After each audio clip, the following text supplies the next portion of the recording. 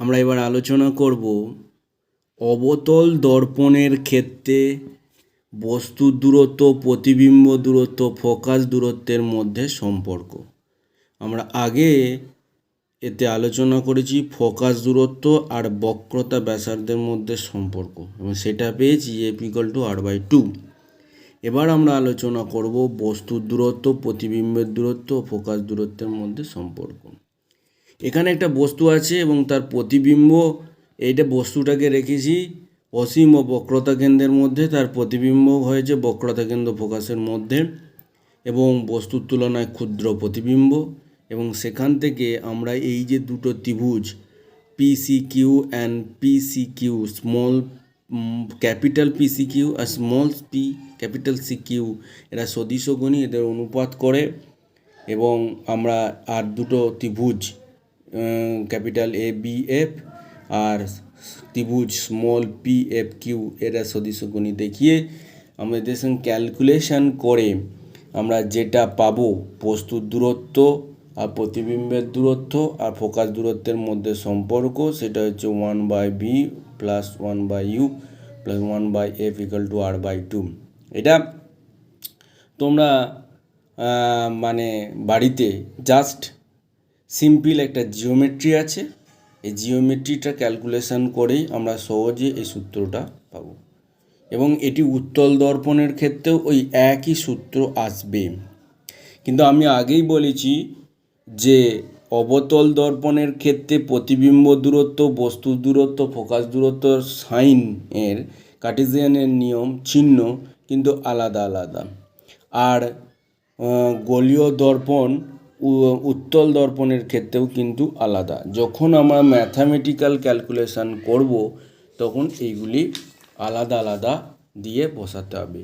এবার গোলীয় দর্পণ থেকে আমরা যদি গোলীয় দর্পণ থেকে সমতল দর্পণের সমীকরণ নির্ণয় করতে চাই, আমরা গোলীয় দর্পণের ক্ষেত্রে বক্রতা ব্যাসার্ধ জানি কি r=∞। সুতরাং এই যে r/2 এটা টেন্স টু ইনফিনিটিভ হয়ে যাবে, এবং সেটা করলে দেখা যাচ্ছে যে v=-u, অর্থাৎ b যেদিকে থাকবে তার অপোজিট দিকে, এই মানে প্রতিবিম্ব যেদিকে থাকবে তার অপোজিটে মানে বিপরীত দিকে থাকবে বস্তু বা বস্তুকে থাকতে হবে, এবং তাদের দূরত্বটা সমান হবে।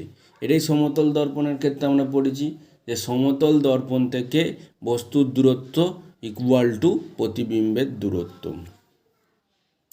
ঠিক আছে, এবারে আমরা যেটা জানবো সেটা হচ্ছে অনুবন্ধী ফোকাস বা বিন্দু যুগল। বলছে দুটি বিন্দু যদি এমন হয় যে এদের যে কোনো একটিতে আমরা যদি একটি বস্তু রাখি, অপরটিতে যদি প্রতিবিম্ব গঠিত হয়, দর্পণ দ্বারা প্রতিবিম্ব গঠিত হয়, স্থির প্রতিবিম্ব গঠিত হয়, তবে ওই বিন্দু দুটিকে ওই দর্পণের অনুবন্ধী ফোকাস যুগল বা অনুবন্ধী বিন্দু যুগল বলা হচ্ছে। তাহলে এমন দুটো বিন্দু আমাদেরকে জানতে হবে, বা এমন দুটো বিন্দু প্রধান অক্ষের উপরে হবে, সেগুলো কি হবে, একটিতে বস্তু রাখলে অপরটিতে এই দর্পণ দ্বারা স্থির প্রতিবিম্ব গঠিত হবে। সেই বিন্দু দুটিকে ওই দর্পণের অনুবন্ধী ফোকাস যুগল বলতে হবে। এবারে আমরা একটা আলোচনা করব নিউটনের সমীকরণ। আমাদের দেখো যে সমীকরণটা জানি 1/v + 1/u = 1/f, এই সমীকরণটার ক্যালকুলেশন করে আমরা জাস্ট এটা পেয়েছি। এখানে একটা এক্সট্রা f² অ্যাড করেছি আর একটা f² বাদ দিয়ে দিয়েছি। ঠিক আছে, সরি, এটা যোগ করা হয়েছে দুটো f দুদিকে। তাহলে আমরা এটা পাচ্ছি এখানে এই যে VU, এইগুলো মেজারমেন্ট বা পরিমাপ করা হয়েছিল দর্পণের মেরু থেকে। এবার আমরা যে দুটো দূরত্ব এখানে ইউজ করব সেইগুলো হচ্ছে ফোকাস বিন্দু থেকে বস্তু দূরত্ব ও ফোকাস বিন্দু থেকে প্রতিবিম্বের দূরত্ব। এক্স হচ্ছে এক্স, যেটা হচ্ছে সেটা u - f = x, সেটা হচ্ছে যে ফোকাস বিন্দু থেকে বস্তুর দূরত্ব। আর V minus F equal to Y, এইটা হচ্ছে মেরু থেকে আমরা যেটা পরিমাপ করছিলাম সেটা হচ্ছে ভি। এখানে V minus F equal to Y, এই ওয়াইটা হচ্ছে ফোকাস বিন্দু থেকে প্রতিবিম্বের দূরত্ব। এবং তাহলে এখানে যদি আমরা পুট করি তাহলে পেয়ে যাব X Y equal to F square. তাহলে এই যেটাকে বলা হচ্ছে নিউটনের সমীকরণ বা নিউটন ফর্মুলা। এবং এক্স ওয়াইয়ের যদি আমরা লেখচিত্র আঁকি তাহলে কিন্তু আয়তকার পরাবৃত্ত বা রেক্ট্যাঙ্গুলার হাইপারবোলা পাবো। এখানে দেখো এফ স্কোয়ার আছে, তার মানে এখানে আমি বলতে পারি যে এই দিকেরটা সর্বদাই ধনাত্মক হবে, অর্থাৎ সেটা অবতল দর্পণ হোক উত্তল দর্পণ হোক। ফোকাস দৈর্ঘ্য স্কোয়ার আছে, বর্গ আছে, তার মানে এটার দিকটা ধনাত্মক হবে। তার মানে এক্স ওয়াইকে এর গুণফলটাকে ধনাত্মক হতে হবে, অর্থাৎ এক্স ওয়াইয়ের গুণফলকে ধনাত্মক হওয়ার মানে হচ্ছে এক্স ওয়াইকে সেম মানে একই চিহ্নযুক্ত রাশি হতে হবে। মানে এক্সও পজিটিভ হবে, ওয়াইও পজিটিভ হবে, বা এক্সও নেগেটিভ হবে, ওয়াইও নেগেটিভ হবে। এইটা তখনই সম্ভব যখন বস্তু ও প্রতিবিম্ব ফোকাসের একই পাশে অবস্থিত হবে। এবারে দেখো আমরা যেটা নিয়ে আলোচনা করব সেটা হচ্ছে রৈখিক বিবর্ধন। রৈখিক বিবর্ধন বলছে গোলীয় দর্পণের প্রধান অক্ষের সঙ্গে লম্বভাবে রাখা কোনো বস্তুর প্রতিবিম্বের দৈর্ঘ্য বা উচ্চতা ও বস্তুর দৈর্ঘ্য বা উচ্চতার অনুপাতকেই আমরা রৈখিক বিবর্ধন বলছি। মোদ্দা কথা হলো রৈখিক বিবর্ধন সমান প্রতিবিম্বের দৈর্ঘ্য বা উচ্চতা বাই বস্তুর দৈর্ঘ্য বা উচ্চতা, যেটা আই বাই ও লেখা হয়েছে। এবং সেটাই আমরা পরবর্তী ক্যালকুলেশানে পাবো। এইটাই তোমাদেরকে মনে রাখতে হবে, যে এই সূত্রটা মনে রাখতে হবে যে প্রতিবিম্বের দৈর্ঘ্য বাই প্রতিবিম্বের দৈর্ঘ্য বা উচ্চতা বাই হচ্ছে বস্তুর দৈর্ঘ্য বা উচ্চতা, যেটা equal to V by U. এবং সেটাই সদ্বিম্বের ক্ষেত্রে অসদ্বিম্বের ক্ষেত্রেই একই। আমরা আগেই পড়েছি সদ্বিম্বের ক্ষেত্রে দুটো সেম চিহ্নযুক্ত হয়, কিন্তু এখানে দেখো প্রতিবিম্বটা নিচের দিকে থাকে, অর্থাৎ দেখো প্রতিবিম্বটা নিচের দিকে থাকে আর বস্তুটা ওপরের দিকে থাকে। তাহলে ওপরের দিকে দৈর্ঘ্য উচ্চতা সেটা কি হয়, সবসময় ধনাত্মক হয়, আর নিচের দিকে দৈর্ঘ্য উচ্চতা হলে সেটা ঋণাত্মক হয়। ওই জন্যই এখানে আইটা হচ্ছে প্রতিবিম্বের দৈর্ঘ্য উচ্চতা, যেটা নেগেটিভ দেওয়া হয়েছে, আর ওটা হচ্ছে বস্তুর দৈর্ঘ্য বা উচ্চতা, আর এইটা প্রতিবিম্বের দূরত্ব আর বস্তুর দূরত্ব, এটা উভয়ই নেগেটিভ, সেখানে আমরা পাচ্ছি। আর দেখো এখানে অসৎ বিম্বের ক্ষেত্রে কি হচ্ছে, আই ও আর এটা দুজনেই পজিটিভ, অর্থাৎ বস্তুর দৈর্ঘ্য উচ্চতা পজিটিভ, প্রতিবিম্বের দৈর্ঘ্য উচ্চতা পজিটিভ, কিন্তু এখানে ভিটা যেহেতু আলোর অভিমুখে তাই এইটা হয়েছে ভিটা হয়েছে পজিটিভ, আর যেহেতু বস্তুর দূরত্ব আলোর বিপরীত মুখে তাই এটা নেগেটিভ হয়েছে, এখানেও কেলি মাইনাস ভি বাই ইউ হয়েছে। এবং উত্তল দর্পণের ক্ষেত্রে কি হয়, অসদ্বিম্ব হয়, সেখানে আমরা ওই একই রকম রাশিমালাই পাবো, যে মাইনাস ভি বাই ইউ। এবার এই সমীকরণ থেকে দেখো যদি এম অর্থাৎ ভি বাই ইউটা গ্রেটার দেন 1 হলে তাহলে আমরা কি বলবো, যে প্রতিবিম্বের আকার বস্তুর আকার থেকে বড়, লেস দেন হলে প্রতিবিম্বের আকার বস্তুর আকার থেকে ছোট, আর সমান হলে প্রতিবিম্বের আকার সমান বস্তুর আকার। তাহলে এম ইকাল টু 1 এটা দেখো কখন হয়, যখন আমরা অবতল দর্পণের ক্ষেত্রে বস্তুকে বক্রতা কেন্দ্রের মধ্যেই রাখি, তখন কিন্তু আমরা এম ইকুয়াল টু 1 পাই। এগুলো কিন্তু মনে রাখতে হবে, সদ্বিম্ব অসদ্বিম্ব এইসব জিনিসগুলো মনে রাখতে হবে। এবারে আমরা পড়ব ক্ষেত্রীয় বিবর্ধন বা এরিয়াল ম্যাগনিফিকেশান। বলছে গোলীয় দর্পণের প্রধান অক্ষের উপরে যদি আমরা একটা তল রাখি, সেই তলের প্রতিবিম্বের দৈর্ঘ্য বা প্রতিবিম্বের ক্ষেত্রফল বাই বস্তুর ক্ষেত্রফলের অনুপাতকে আমরা বলছি তলটির ক্ষেত্রীয় বিবর্তন। এবারে দেখো, তলের ক্ষেত্রফল এল ইন্টু বি, অর্থাৎ এল দৈর্ঘ্য আর বি প্রস্থ। এবারে আমরা প্রতিবিম্বের দৈর্ঘ্যের ক্ষেত্রে আগেই রৈখিক বিবর্তন পড়েছি, তাহলে L dash equal to M into L, আর এইটার ক্ষেত্রেও রৈখিক বিবর্তন হবে B dash equal to M into B. তাহলে এল ড্যাশ হচ্ছে L dash B dash M square A, তাহলে ক্ষেত্রীয় বিবর্তন হবে এ ড্যাশ বাই এ, অর্থাৎ প্রতিবিম্বের ক্ষেত্রফল বাই বস্তুর ক্ষেত্রফল, এবং সেটা এম স্কোয়ারের সাথে সমান হচ্ছে। আমাদের জানতে হবে যে ক্ষেত্রীয় বিবর্ধন বা areal magnification is equal to the square of lateral magnification or linear magnification, অর্থাৎ অনুদৈর্ঘ্য ম্যাগনিফিকেশন বা রৈখিক বিবর্ধনের স্কোয়ার। এটা আমাদের মনে রাখতে হবে। এবার আমরা পড়ব লংজিটিউডিনাল বা অ্যাক্সিয়াল, যেটা সেটার ম্যাগনিফিকেশন, অর্থাৎ অনুদৈর্ঘ্য বা অক্ষীয় বিবর্ধন।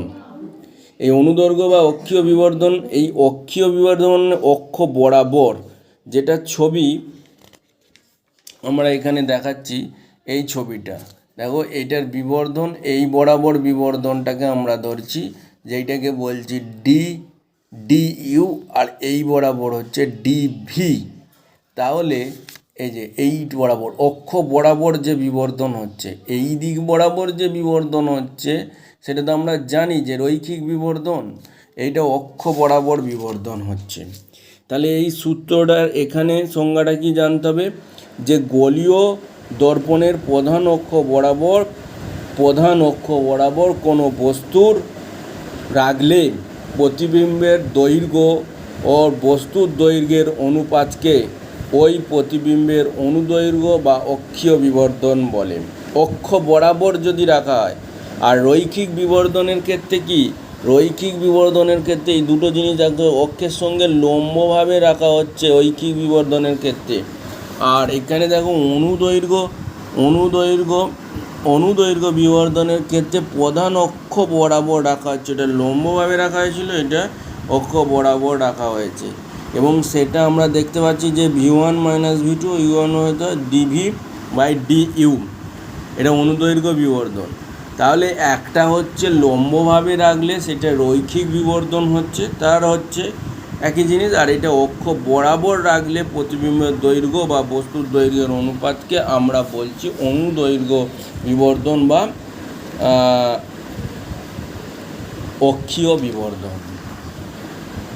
এবারে আমরা যে ক্যালকুলেশানটা যদি করি, যে আমরা তাহলে পেলাম কি, যে M dash double dash equal to delta V by delta U. এবারে দেখো, যদি লিমিট টেন্স টু জিরোর দিকে যায়, মানে খুব কাছাকাছি হয়, তাহলে ডিভি বাই ডিইউ, তাহলে এই সমীকরণকে 1/v plus 1/u equal to F 1/f, এই সমীকরণকে আমরা ডেরিভেটিভ করবোটা ইউ সাপেক্ষে, সেটা পাবো 1 minus 1/v square DV by DU minus U square equal to 0। তাহলে DV equal to V square by U square, এই ভি স্কোয়ার বাই ইউ স্কোয়ারটাকে minus হবে এম স্কোয়ার, কারণ এম ইকুয়াল টু আমরা জানি ভি বাই ইউ, অর্থাৎ এই এমটা ছিল রৈখিক বিবর্ধন, সেই রৈখিক বিবর্ধন পেয়ে গেলাম। তাহলে অনুদৈর্ঘ্য বিবর্ধন ইকুয়াল টু মাইনাস অফ রৈখিক বিবর্ধনের স্কোয়ার।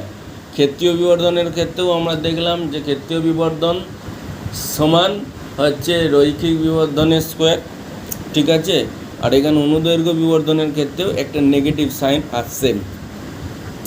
তাহলে গোলীয় দর্পণের ক্ষেত্রে অনুদৈর্ঘ্য বিবর্ধনের সংখ্যাগতভাবে রৈখিক বিবর্ধনের বর্গের সমান, সংখ্যাগতভাবে, কিন্তু একটা নেগেটিভ সাইন আসছে, ঠিক আছে। এবারে আমাদের একটা জিনিস পড়তে হবে, যেটা জানতে হবে, যে দর্পণ চেনার নিয়ম। এই দর্পণ চেনার নিয়মটা দেখো, আমাদের জানতে হবে যে 3 ধরনের দর্পণ আমরা কিভাবে চিনব, সমতল, অবতল আর উত্তল।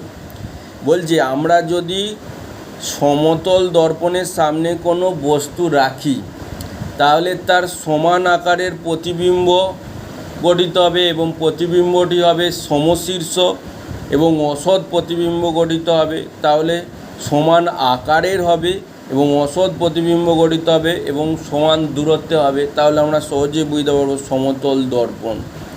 এবার অবতল দর্পণের কাছে যদি আমরা খুব কাছে অর্থাৎ মেরু আর ফোকাসের মধ্যে যদি আমরা কোনো বস্তু রাখি, তাহলে বস্তুটির অসৎ সমশীর্ষ এবং বিবর্ধিত প্রতিবিম্ব গঠিত হবে, অর্থাৎ বড় একটা প্রতিবিম্ব আমরা পাবো, তাহলে সহজেই বুঝতে পারবো যে এটি অবতল দর্পণ।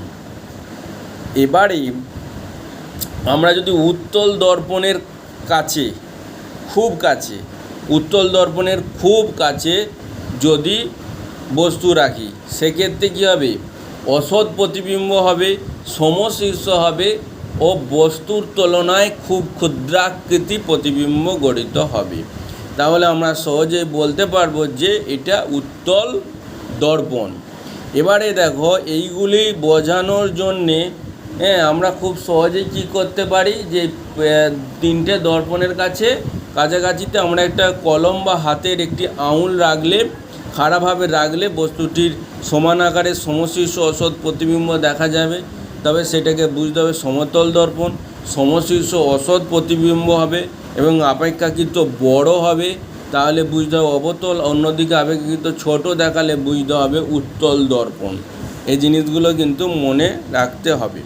আর একটা মেন জিনিস হচ্ছে যে আমাদের গোলীয় অপেরণ ও তার প্রতিকার।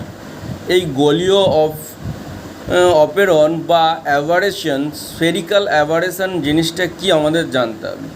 বলছে যদি বৃহদাকার উন্মেষযুক্ত কোনো অবতল দর্পণ হয়, বৃহদাকার একটা উন্মেষযুক্ত অবতল দর্পণ হয়, তাহলে তাতে যদি সমান্তরাল রশ্মিগুচ্ছ আসে, এই সমান্তরাল রশ্মিগুচ্ছ কিন্তু দর্পণে প্রতিফলিত হয়ে একটি নির্দিষ্ট বিন্দুতে কিন্তু মিলিত হবে না, প্রধান অক্ষের উপরে বিভিন্ন বিন্দুতে মিলিত হবে। এই বিভিন্ন বিন্দুতে মিলিত হওয়ার জন্যে আমরা কিন্তু দর্পণ দ্বারা গঠিত প্রতিবিম্ব অস্পষ্ট হবে, প্রতিবিম্বর স্পষ্টভাবে দেখতে পাওয়া যাবে না। এই প্রতিবিম্বের এই ত্রুটিকে বলা হয় গোলীয় অপেরণ। ঠিক আছে, এই গোলীয় অপেরণ প্রতিকার করার জন্যে আমরা এক ধরনের প্রতিফলক ব্যবহার করতে পারি, গোলীয় দর্পণ ব্যবহার করতে পারি, সেটা হচ্ছে অধিবৃত্তীয় দর্পণ। ঠিক আছে, এর প্রপার্টিজ হচ্ছে এর সমান্তরাল রশ্মি যদি আসে, তাহলে কিন্তু এ ডাইরেক্টলি একটা পয়েন্টেই মিলিত হবে, সেটা হচ্ছে ফোকাস। সমস্ত যেই কিন্তু এ ফোকাসে পড়বে আলোটা, অর্থাৎ এখানে একটি প্রতিবিম্ব, উজ্জ্বল প্রতিবিম্ব গঠিত হবে। ঠিক আছে, এখানে কোনো রকমের অ্যাভারেশন, স্ফেরিক্যাল অ্যাভারেশন বা গোলীয় অপেরণ হবে না। তাহলে গোলীয় অপেরণের প্রতিকার যদি বলা হয়, তাহলে সেটা হচ্ছে অধিবৃত্তীয় দর্পণ ব্যবহার করে এর প্রতিকার হবে। গোলীয় দর্পণের ব্যবহার কী আছে আমরা সহজেই জানি, যে উত্তল দর্পণের দৃষ্টিক্ষেত্র বেশি। দেখো, এখানে সমতল দর্পণের দৃষ্টিক্ষেত্র কতটা কম, কিন্তু উত্তল দর্পণের দৃষ্টিক্ষেত্র অনেকটাই বেশি। এই বেশি হওয়ার জন্যে উত্তল দর্পণকে ফিল্ড অফ ভিউ বা ভিউ মিররের ক্ষেত্রে, মানে গাড়ির ক্ষেত্রে ফিল্ড অফ ভিউ বা ভিউ মিররের ক্ষেত্রে কিন্তু আমরা এই উত্তল দর্পণ ব্যবহার করি, যার ফলে ক্ষুদ্র দর্পণের মধ্যে অনেকটা অংশেরই প্রতিবিম্ব, খুব ছোট ছোট প্রতিবিম্ব গঠিত হতে পারে এবং দৃষ্টিক্ষেত্র বেশি, তাই যানবাহনের ক্ষেত্রে উত্তল দর্পণ ব্যবহার করা হয়। দন্ত চিকিৎসকরা দাঁত পরীক্ষার ক্ষেত্রে অবতল দর্পণ ব্যবহার করে, এগুলো আমরা জানি। অবতল দর্পণকে প্রতিফলক হিসাবে ব্যবহার করা হয়। মাউন্ট প্যালোমারে বসানো সুবৃহৎ দূরবীনে একটি বিরাটাকার অবতল দর্পণ ব্যবহৃত হয়েছে। ঠিক আছে, রিফ্লেক্টিং টেলিস্কোপে প্রতিফলক দূরবীনে অবতল দর্পণকে ব্যবহার করা হয়। ঠিক আছে, আর চিকিৎসকরা অবতল দর্পণ ব্যবহার করে। এই জিনিসগুলো ব্যবহার করতে হয়।